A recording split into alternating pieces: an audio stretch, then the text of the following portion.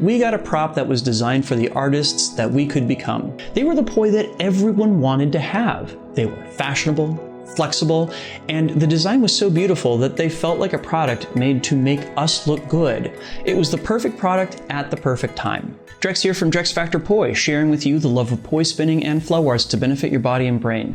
In this video, I want to talk about a product that's become so ubiquitous that I think we sometimes forget just how important it was. It's the 10-year anniversary of Podpoi, and I'm marking the occasion by talking about Podpoi's place in history and in my own personal flow journey. Before we dive in though, I just want to give a quick shout out to the friends of the channel. Big thanks to Dark Monk, Fire Mecha, Flowfests, Flowtoys, Juggling Calling, Pyroterror Light Toys, Spinballs, and Ultrapoi for helping to make the videos on this channel possible.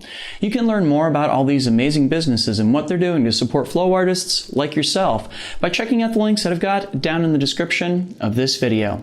And special thanks to non-business friends of the channel, Johnny Howard, Lain Mochinsky, and Pekha Pekkonen. Thank you all so very much for your support for my work and my mission. 2012 was the year that Podpoi descended upon the flow world and things would never be the same again. Podpoi are a brand of LED poi from Emeryville, California-based prop makers Flowtoys, and I actually still have my original set of Podpoi right here. They gave me these a decade ago, and I can still remember how excited I was to get them. To understand why, though, it's probably helpful to put them in the context of flow arts history for a moment. I definitely think of poi spinning as having had an era before and after the release of Podpoi. Before their release, there were certainly other options for LED poi, but all of them came with some pretty heavy caveats. My very first LED poi were from Home of Poi, and they were more than a little, shall we say, delicate. I'd usually go through a set of these every few months. I'd add split rings to the little silicone tabs because if you connected those tabs directly to the tether, they'd split open in just a couple weeks. In addition, the batteries had a short lifespan and the switch would tend to fail after a couple months. I remember using tinfoil to try and bridge the contacts and give them a little bit more life, but really, when that switch started to fail, it was just a matter of time. So LED props certainly existed, but were they durable, dependable, or even much to look at? In most cases, the answer was decidedly no. But Flowtoys started to sow the seeds of the revolution to come when they introduced their first flow lights. These were small modular LED capsules that used AAA batteries and came in a variety of different options. They were also incredibly collectible. Flowtoys would release different color combinations under the name Water, Air, Spirit, Watermelon, and many more. Some of us would get into the habit of picking up the new color drops when they happened. For a while, it was fashionable to attach the color of your choice to your belt at flow festivals to make it easier for your friends to track you down in the dark. This, by the way, is still a first edition Water 1, and you will take this out of my cold, dead hands. But as awesome as the flow lights were, they also had a few major drawbacks. For one, there was programmability. Really, you could only control their strobing pattern, and if you wanted different colors, you'd have to buy an entirely new flow light. It was also becoming more and more clear that the world of electronics was moving toward devices that would house proprietary batteries that could recharge via micro USB. Next, the flow lights were a major innovation in durability, but it came with a massive catch. I don't think I ever managed to actually break one, but their polycarbonate housing could be very unforgiving. They would hurt if they hit you at top speed, and that happened a lot if you were just starting out on your poi journey. Finally, the poi world had begun its migration towards contact poi becoming the form factor of choice. Rather than having long, narrow form factors similar to glow sticks, poi was becoming increasingly knobby, with the mass centered in a round head. Podpoi represented a massive step forward in all of these departments. The form factor was teardrop-shaped, and while the capsules inside remained locked up tight behind a durable polycarbonate shell, the housing for them was silicone, and it had a large amount of flexible internal volume that absorbs impacts. They shifted the mass to the end of the head, fitting in perfectly with the new generation of tech poi tricks that focused momentum and attention on the activity of the head. They were also the first truly programmable full-spectrum LED poi that I ever used. Each individual mode could be modified by holding down the single button interface and letting the poi cycle through options available for that mode. You could cycle through different colors, patterns, or palettes for each mode. And of course, they maintained Flowtoys' legendary modularity. The capsules could be put in the ends of poi, staffs, rope darts, you name it. Many of us would collect the different modular prop attachments on principle alone just so we'd have the option of having that other prop sitting around if we wanted to play with it. But the flagship for these products was absolutely the Poi. And Podpoi in themselves would take the flow world by storm. Not only did the first batch sell out in only 6 hours, the next 2 batches both sold out within a day as well. It was the perfect product at the perfect time. So why was that? It can't be overstated just how flexible they really were.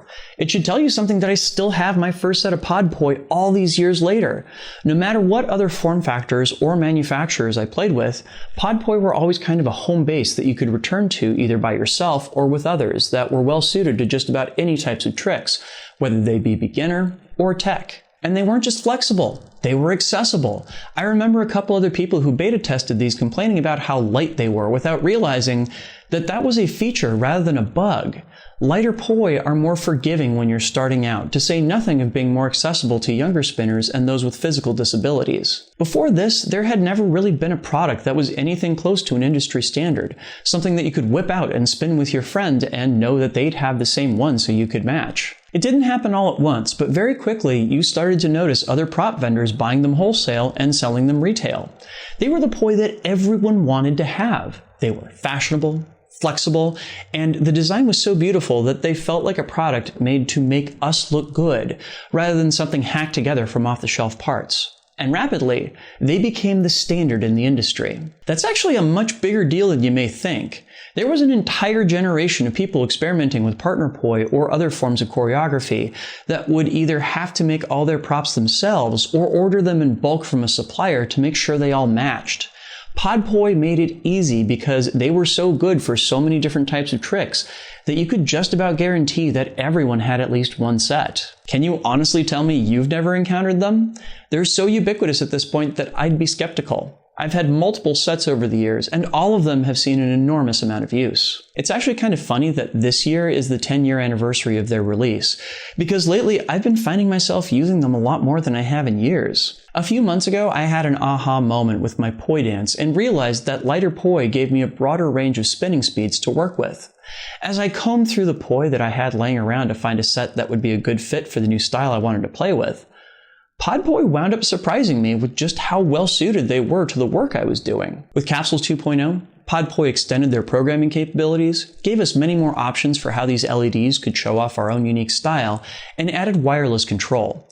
Recently, Smithy Rope and now FPC have become standard options, updating this design for a whole new generation of Poi spinners. I think it says a lot that in a decade, the biggest improvements have been made to the software of these Poi. The design was such a home run upon dropping that there's been little need to update it since 2012. With Podpoi, we got a prop that was designed for the artists that we could become. It was a serious product for a dedicated subculture and something so well engineered that it could be used for just about all of the myriad styles of Poi that branched out in the intervening years. With Flowtoys' warranty program, it's also been a sterling example of both environmental stewardship and customer service.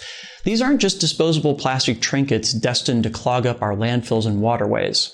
They're sustainably produced, and it's important to Flowtoys that they be updated regularly without becoming a drain on our waste management systems. They are our standard product for a reason. End to end, they were created with smart choices and an eye toward being just as useful to the experts as they were to beginners. 10 years later, they're also still surprising me with how well they can support my flow and my experimentation. So, happy 10 years young to the venerable Podpoi.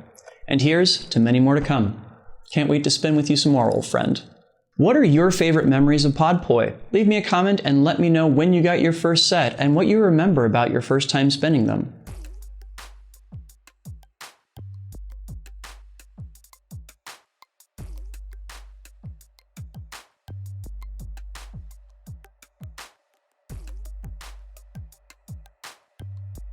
Did you get anything out of this video? Please make sure to like, comment, share, and subscribe to keep the conversation going and to help my channel grow. This video would not be possible if not for the wonderful support of all of these amazing people right here.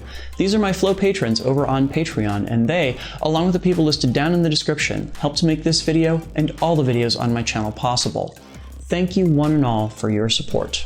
Do you like my videos? Do you like my flow sessions, vlogs, reviews, combos, and more? I'm on a mission to try and bring poi spinning and flow arts to the wider world and help people connect with their bodies and their brains. So help me do it. Head on over to patreon.com/DrexFactorPoi and sign up. You can do that at the link in the description or the card that just popped up if you're watching on YouTube. There you can get access to a whole host of rewards and help me along in my mission. Do check that out. Please and thank you. If you dug this video, you might be interested in checking out some of my equipment reviews for LED poi and a variety of other flow arts props. I'll leave a link to a playlist of these videos down in the description, as well as up on screen if you are watching on YouTube. Please make sure to get out and flow today, reconnect with your own old and beloved props, and I'll see you with a new video on Wednesday. Thanks for watching and have a good one. Peace.